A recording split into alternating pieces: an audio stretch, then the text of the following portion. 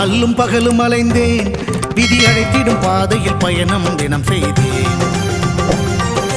கண்ணீரே சுமந்தேன், பல துன்பங்கள் சுமப்பதை வாழ்க்கை என நினைத்தேன். இன்பம் என்றால் அது என்னவென்று கனவிலும் கூட கண்டதில்லை. எரிமலை பிழம்பில் நீந்துவதே பிறவி பயன் என நான் இருந்தேன். கருப்பசாமியை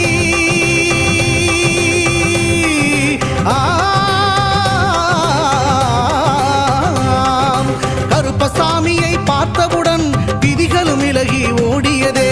வெறுப்பென வாழ்ந்த வாழ்க்கையை மாற்றி சிறப்பாய் வாழ வைத்தவரே. புலிகரை நோக்கி புறப்படுவோம், நம் கருப்பனின் அருளை தினம் பெறுவோம்.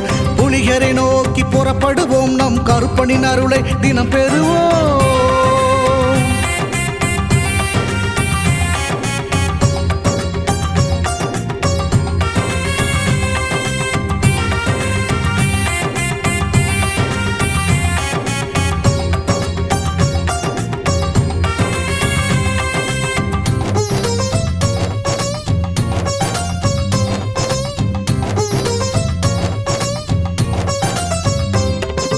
தங்கமும் வைரமுமாய் வீட்டில் தங்கிடும் என்றே